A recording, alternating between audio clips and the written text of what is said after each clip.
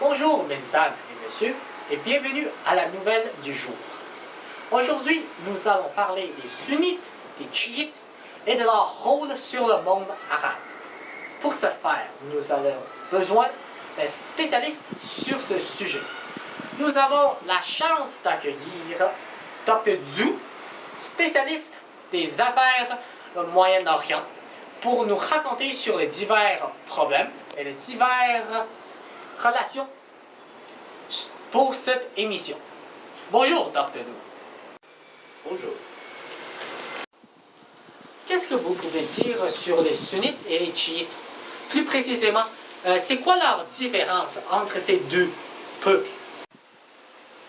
Comme une très grande partie d'entre vous l'avez déjà appris dans le cours de ECA de cette cadre, la majeure différence entre les sunnites et les chiites est d'un désaccord concernant le successeur de Mahomet, le prophète musulman.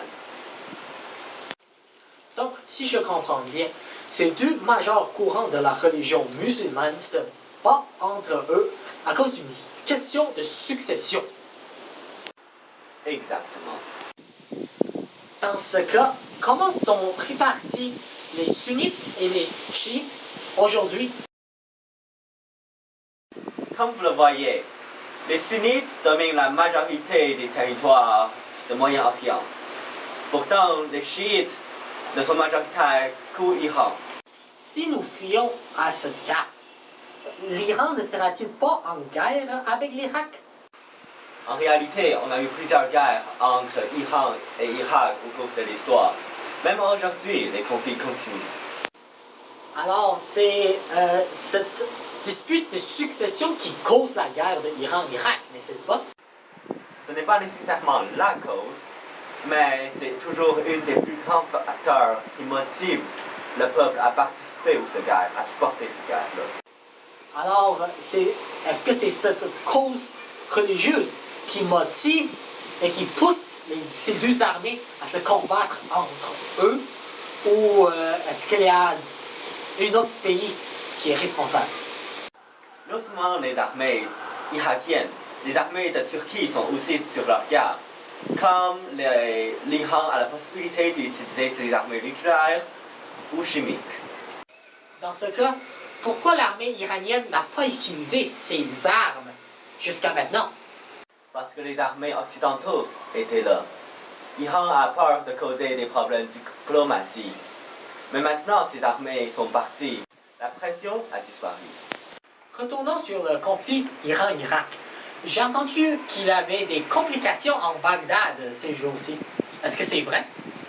Oui, comme Bagdad est proche d'Iran. Alors les sunnites et les chiites se battent aussi en Bagdad. Est-ce que c'est plus violent qu'ailleurs? Malheureusement, on a eu plus de 100 morts par jour au Bagdad. J'ai aussi entendu parler que les armées irakiennes emprisonnent des citoyens innocents, mais qui sont chiistes. Est-ce que c'est vrai? Ce n'est pas l'armée, mais plutôt les policiers sunnites qui emprisonnent les chiites.